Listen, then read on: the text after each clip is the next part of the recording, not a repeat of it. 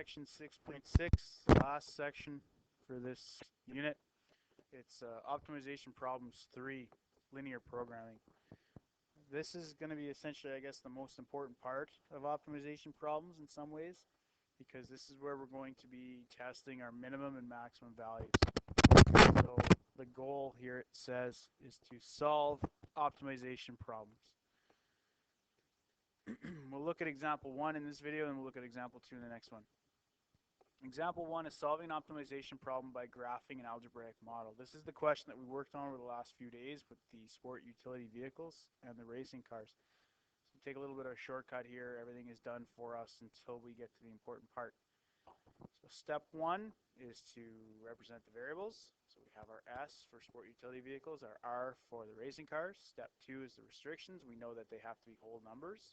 Step 3 is the constraints. In this step, we're coming up with the inequalities. So here they are here.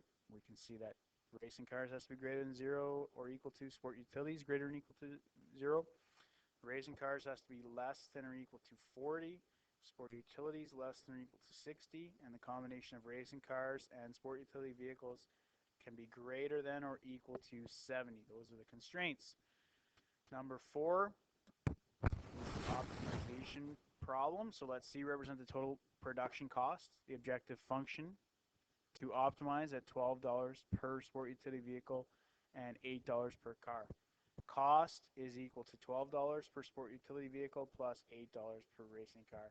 There is our objective function. The graph is already done for us here as well. We looked at this in the last one, so we'll just take a second to look it over. Very nice graph. We can see our feasible region is found right in here.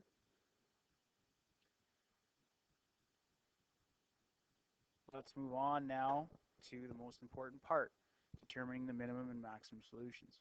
As you guys discovered yesterday in your exploration, the minimum and maximum values were found, generally speaking, at the intersection point of the boundaries. In this case, we have them labeled for us. We can see the one is at 30-40. The one further to the right is at 60-40, and the one at the bottom is 60-10. Based on patterns, one of these points will be our minimum, and one of these points will be our maximum in terms of costs of production. Our job now is to figure out which one is the minimum and which one is the maximum, and the way we do that is by optimizing our objective function. We're going to have to do that in this case 3 times because there's 3 different points. In some cases there will be 4 corners. You'll have some kind of a quadrilateral as your solution region, your feasible region. In this case it's a triangle, so there's only those 3 corners. We're going to maximize 3 times, or optimize 3 times. First point we can optimize, we'll go with 30-40. So all we're going to do is substitute those values of S and R into the objective function. It's important to remember because in a lot of cases we're not just going to be dealing with X and Y. In this case it's S and R, so it's very important to remember which one goes on which axis. So is 30 the S or is 30 the R? We can see that 30 comes first, so that's essentially the X axis, and that's going to be our S value. 40 therefore is going to be our R. So for the first point we're going to put in 30, 40, circle that, and we will put our equation. C equals 12S plus 8R. Now we'll substitute our values of 30 and 40 for S and R. So C is going to equal 12 times 30 plus 8 times 40. 12 times 30, of course, 360. And 8 times 40 will be 320. Oops, 320. We extend our page, add those together, we'll get a total cost of $680. To produce 30 sport utility vehicles and 40 racing cars, the total cost will be $680. Is that the minimum or maximum? We don't know yet because we haven't done the other 2 points yet. So that's the next thing that we will do. The next point that we will optimize is 60-40. So we'll do the same thing. We'll put 60, 40, circle it, go C equals 12S plus 8R. There's our objective function. So C equals 12 times 60, 60 sport utility vehicles, and 8 times 40, 40 racing cars. C will equal 720 plus 320, and that'll be a total cost of $1,040. The cost to produce 60 sport utility vehicles, 40 racing cars for this company is $1,040. Can we say right now that this is the maximum and this is the minimum? Nope, because we've only done 3 of the 4 points. So we have to look at that 2 of the 3 points. Good counting. We got to do 2. We've only done 2 of the 3 points. We have to do that third one. That's 60-10. Should be easy by now. Here's our 60-10. Our objective function was C equals 12S plus 8R. C equals 12 times 60 plus 8 times 10. 12 times 60 is 720. 8 times 10 is 80. This will be a total cost of $800. So the cost to produce 60 sport utility vehicles, 10 racing cars, will be $800. And based on that, we should be able to pick out the maximum right here and the minimum right here. Are we finished? No, because we still have to verify that these points are correct. The next step is going to be to verify our minimum and verify our maximum. The way we're going to do that is by going back into our 3 primary inequalities from the beginning. Now we'll actually scroll up here and look at them. They are these 3 right over here. R is less than or equal to 40.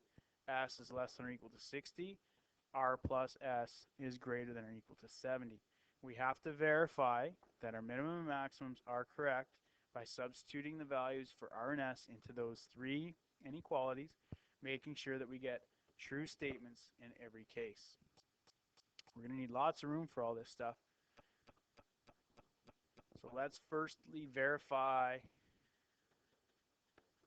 the minimum. We should remember that our minimum point was found at 30, 40. Our first inequality was R is less than or equal to 40. We have an R value of 40, so we'll substitute that in. We'll get 40 is less than or equal to 40. True statement. Because of the fact that equality is possible, that's a true statement. So that works into that inequality, but we don't know if it's going to work in all 3, so we'll keep going. The next one is S is less than or equal to 60. We had an S value of 30, so we'll put that in. 30 is less than or equal to 60. Absolutely true. And the last inequality was R plus S will be greater than or equal to 70. We'll put in R is 30 plus S is 40, should be greater than or equal to 70. 70 is greater than or equal to 70. True statement once again because we have the possibility of equality. 70 is definitely greater than or equal to 70. We just verified the minimum point works in all 3 inequalities. Almost done. Only thing we have left to do is verify the maximum.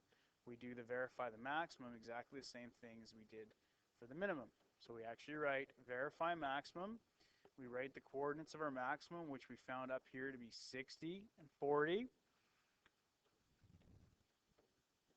60 sport utility vehicles and 40 racing cars. We'll do the exact same thing. We'll do our 3 inequalities. So the first one was R was less than or equal to 40. We had an R value of 40, just like we did in the last one. So 40 is less than or equal to 40. True statement. The next one was S is less than or equal to 60. In this case, we had an S value of 60. 60 is less than or equal to 60. Again, a true statement. And our last one, R plus S, should be greater than or equal to 70. So we'll have 40 plus 60 should be greater than or equal to 70. We get 100 is greater than or equal to 70 true statement. So we now have verified the maximum as well. And that's going to do it for that problem. There's a lot involved in these optimization problems. When you want to get full marks, you're going to have to do all the steps. So we can go back and take a look. So step 1, we're looking at representing the variables. Step 2, the restrictions. Step 3, the constraints. Step 4, write the objective function. Step 5, graph it. That's a very important step. If you don't graph it correctly, you're not going to be able to find your minimum and maximum points correctly. Step 6, optimize to determine the minimum and the maximum value. And then step 7 is going to be to verify your minimum, and step 8, verify the maximum. Lots involved, but I think you guys can see the real world applications involved with this. Not only that, but it's a lot of fun too.